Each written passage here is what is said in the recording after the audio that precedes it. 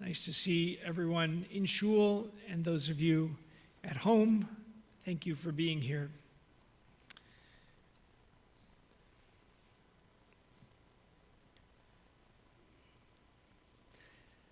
I received the call while sitting on a ski lift on the first Monday last January. And we do have copies of my remarks for those who would like to have them written form instead of hearing them orally. If that's helpful, Jeremiah Kissel has copies and can bring them to you. I'm going to start again. I received the call while sitting on a ski lift on the first Monday last January. Our family took a few days off as we were anticipating a little time away from home, seemingly from the pandemic. We rented an Airbnb in the Berkshires near Buttercup Mountain. I remember that it was absolutely freezing cold, and luckily I had the electric gloves that Judy Cantor had recommended to me. I was sitting alone on the chairlift because they had extra COVID regulations, so you had to be alone. And I heard the phone, or it vibrated, and so carefully, ever so carefully, I took off the gloves without letting them drop into the babbling, snowy brook below. I put in my AirPods and took the call from my mother. She told me that my Abba, my father, had tested positive for COVID while he was in the hospital for other medical issues. I did not know what to say. Was this the end? Or would he, like his cousin of the same age, who survived for weeks and weeks on a ventilator at the beginning of the pandemic, recover? I assumed and hoped for the latter.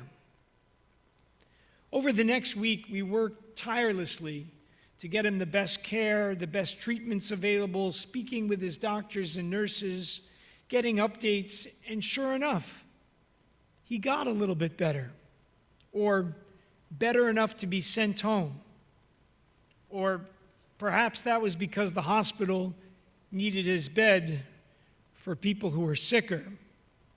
This was back in January during that awful COVID surge, the peak of COVID in the United States.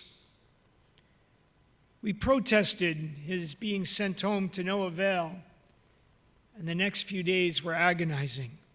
How could we get him home safely and ensure he could still get his dialysis treatment and prevent my mother from getting COVID, as they would be living in the same small apartment?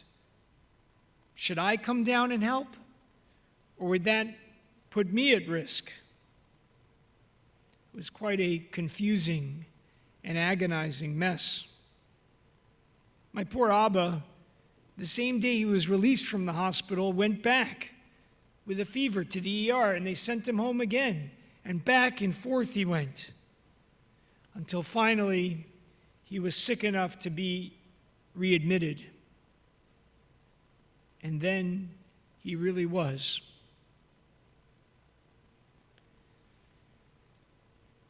Saying Kaddish for my Abba this year has been most surreal. While I had hoped that my dad would have more years of life, he had planned them, a final trip to Israel, a couple more family vacations, enjoying Manhattan and its kosher restaurants, or at least a couple more years. I had thought about his death. In fact, he and I had spoken about his wishes, what kind of funeral he wanted. He wanted something a little bit strange. He wanted to be carried out of his old shul with us singing Am Yisrael Chai, the Jewish people lives. And we did that. He asked me to officiate at his funeral and to be his healthcare proxy. These were not responsibilities I took lightly. And I thought about saying Kaddish, how I would become like all the other members of our shul who connect with each other while saying Kaddish together during the same year, how I would turn around and recite the Kaddish in the same direction as the other mourners. Facing the bima would mean that this was different. I wouldn't be the rabbi during this time, but a person in mourning just like anyone else. I imagined the shivas, people gathering in my parents' apartment, hugs and embraces of support. I thought of family coming together, sharing meals. Then I thought back to my grandparents' shivas, how all the grandchildren came together, the cousins forming deeper relationships amidst the sorrow. As was the case for so many others, very little of that actually happened. There was no shiva in person, except for the one night when one of my father's oldest friends suddenly rang the doorbell of the apartment. He didn't understand what a Zoom shiva was, so he showed up at the front door. I have to say, I was so startled by actually seeing a person that I could barely get out the words to explain to him that the shiva was only on the internet. But he told me he didn't know what Zoom was. There were no shared meals. I mourned with my mother alone in her apartment, without Sharon, my children, my sister, and her family, my father's older brother, my extended family, or anyone else. But I did experience incredible support from family, friends, and our community. People watched on Zoom, shared memories in smaller breakout rooms, and came to the Zoom minyan. I was surprised at how meaningful it was to have people from all over come together, from Israel to the Northeast, from Florida to California. And since my dad served several communities, taught rabbis, and converted over 1,800 people to Judaism, there were lots of people who reached out. That was a gift. And again, I thank you, my Emunah family, for being there in so many ways. But after each Shiva slot, morning, afternoon, and evening, I would stand up and realize that my mother and I were in an otherwise empty room, and none of these people were there in person. I would call Sharon and we would talk, but it was a lonely time.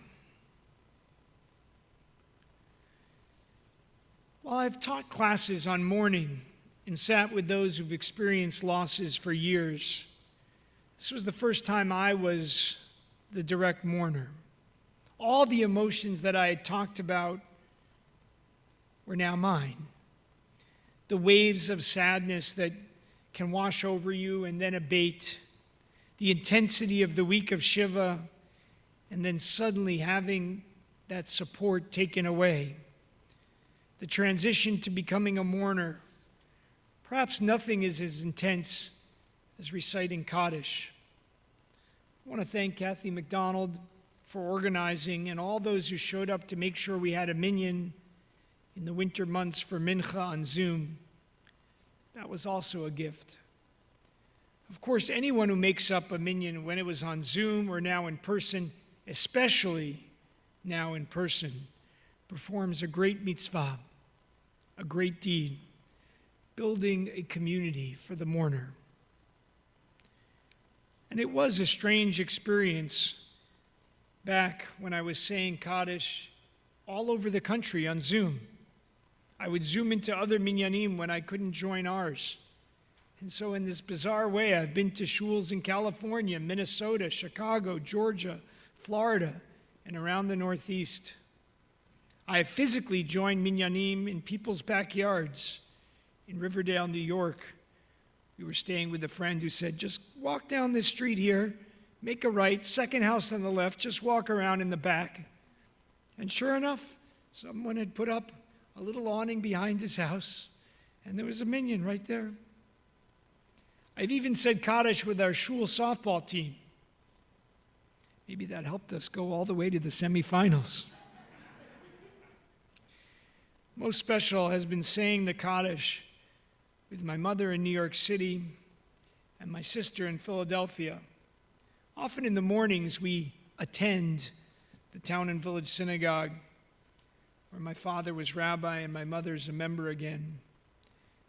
To have my mother and sister in the Zoom or in our own Temple Amunah Zoom in the evenings makes me feel their love. It sweetens the sorrow just a little bit. But it's hard to say Kaddish. This is not an easy ritual. And just like anyone else, I've struggled at times with this practice. It can be exhausting as I juggle all the different aspects of my life. And I now have a deeper appreciation of just how challenging it can be. Over the summer, I've been reflecting on the precise meaning of the mitzvah of saying Kaddish.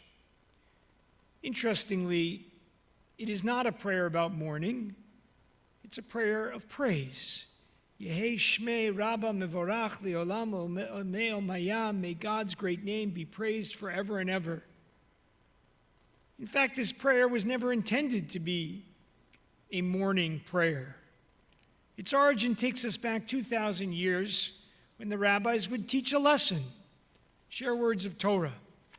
And then someone, let's say a student in the lesson, would stand up and invite everyone to praise God, the central line of the prayer. Over time, that developed into Kaddish to Rabbanan, the Kaddish for students and teachers, for learning Torah. We still recite it to this day after learning traditional Jewish texts or in the evening service when we study in lieu of mincha.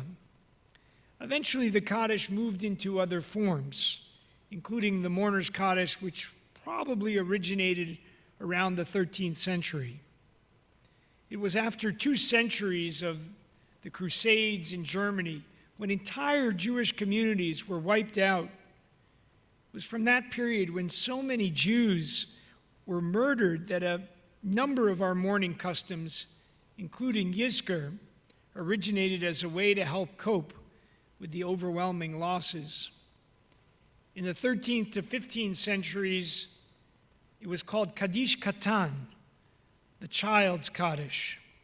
But by the 16th century, the term Kaddish Yatom, the orphan's Kaddish, took hold, its name to this day.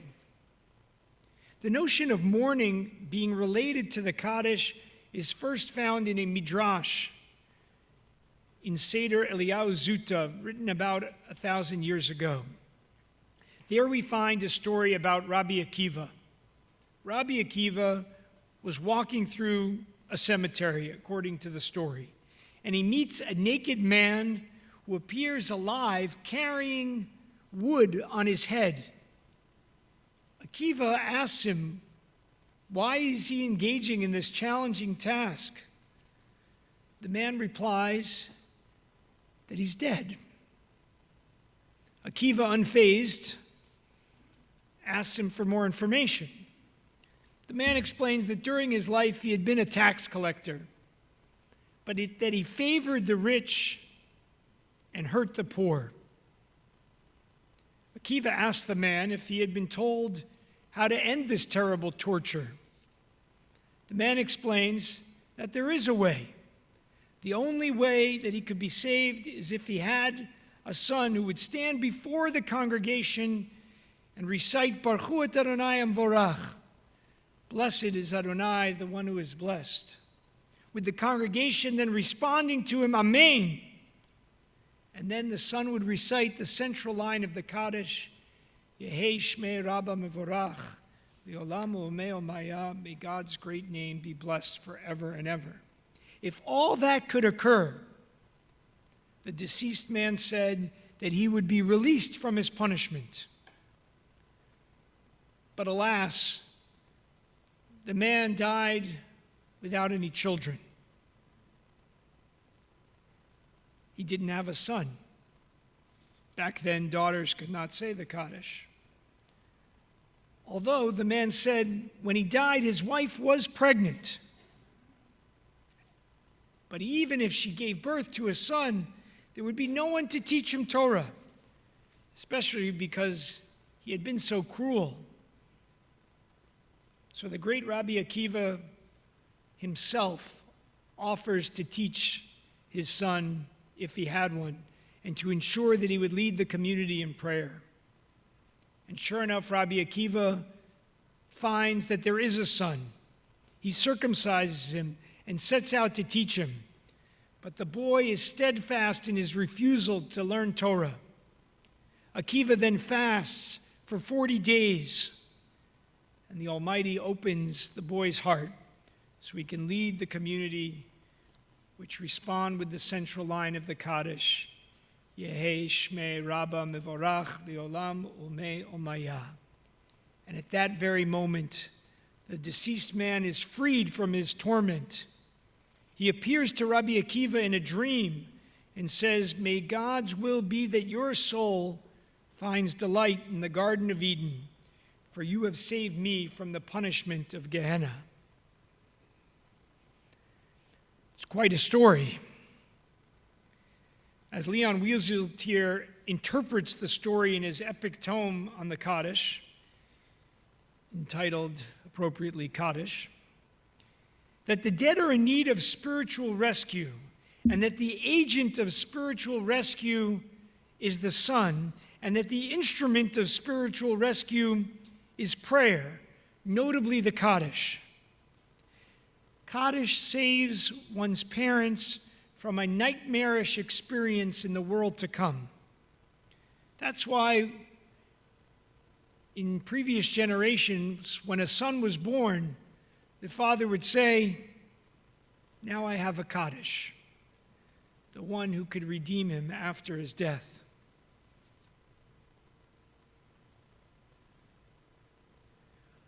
A week and a half before he died, my father, my mother, my sister, and I, along with our spouses and children, gathered with our phones and iPads through FaceTime. We were somewhat connected, even though we were in 3 different cities and a hospital. Knowing what seemed to be happening, we shared our love for him. And my father spoke of his love for us, his deep desire that we continue the Jewish traditions and that we be mentioned, good people in the world. Through the tears and the additional sadness that we could not be there with him, we felt a bond of love and the fear of losing someone forever. During the days that followed, I spoke with him on the phone, even as it became harder and harder for him to speak. 3 nights later, he spent an hour with me, sharing some of the highlights of his life, the story about his decision to change from studying for a PhD in ancient history to becoming a rabbi, and new details I had never known. He spoke about what he loved, his love of Jewish history. For him, the survival of the Jewish people was his connection to God. And I'll never forget that conversation. A couple of days later was the last time I heard his voice.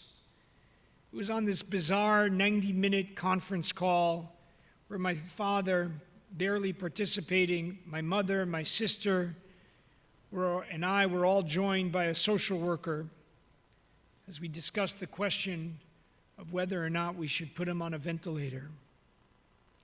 While there wasn't much hope, we decided to give it a shot. For some of us, the Kaddish resonates. We recite the Kaddish as a responsibility to our parents, to our loved ones, to keep their memories alive. For many of us, it's not really the words, but the intention, the desire to have them, their values, their memories, their lives live on in us. This allows us to hold on to them. Each time I recite it, I try to think of my father, how I miss him, what he would have said or taught me at a certain moment. For me, it's about setting aside time to remember. Wieseltier reflects that the Kaddish is not a petition. It's a demonstration of cause and effect. For months and months, the child goes to shul to say, no, to show who his or her parent was. The Kaddish is not a prayer for the dead. It is an achievement of the dead. To take one's parent's life and to lift it up. Saying the Kaddish is continuing a tradition, lifting up the person in your heart, even if they were from a different religion or spiritual tradition, even if they were not perfect, even if they were hurtful. Sometimes we mourn the parent we did not have.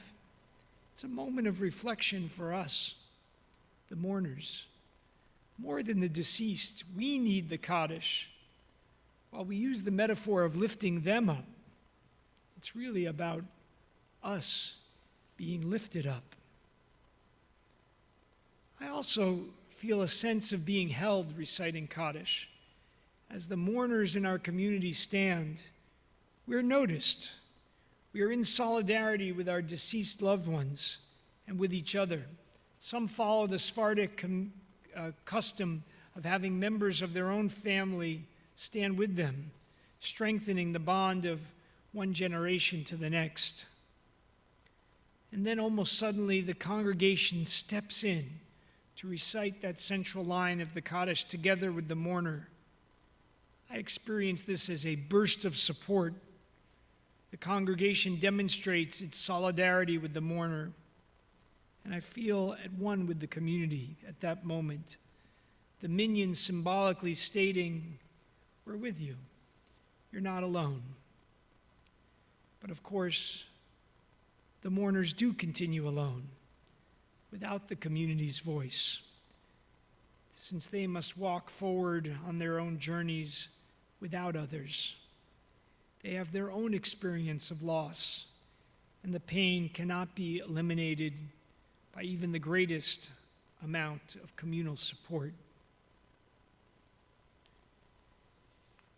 Because services are now in our main sanctuary, even our daily minyan, I often stand by my father's memorial plaque, extending my hand or my tzitzit or siddur to it, feeling a more visceral and physical connection to his presence.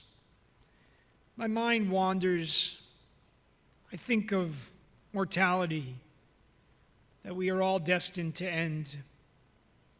I think of my Abba, his teachings, an impact on so many, and even his imperfections. I think of my last in-person visit with him. He was eating his classic favorite, a hot pastrami on rye, sneaking a few of my fries, even though they were against the dialysis potato ban. But no matter what I remember, I'm always pulled back to the fact that I can no longer see or hear him again. As things developed in the hospital, I decided to come down to be with my mother so she wouldn't be alone. We both took COVID tests. We wore masks until we could be safely unmasked in her apartment. My father was not improving on the ventilator. He was getting worse and worse. I desperately wanted to see him one last time so he would not die without any in-person connection to his family. But this was a complicated decision. Should I put myself at risk in order to visit him? In the end, we decided that I could go. I wore a gown, 2 masks, gloves, and a face shield. And since he was on a ventilator, I felt safer since few COVID particles could escape the machine. He was there, but not fully there. He didn't seem to respond to me. I looked around his room, and found his last notes written on a scrap of paper. The last things he ate, he had saved some small challah rolls from the previous Shabbat. I saw the book he was reading about Jewish customs. I FaceTimed my mother and sister, who sang to him and shared their love with him as I caressed his head. I spoke to him. I hoped that deep down he could hear us. I cried, I prayed, I sat, and I cried some more. Finally, it was time to say goodbye. Goodbye in Hebrew is lehitraot, until we see each other again. But instead I said, lech b'shalom. Go in peace. Go into God in peace.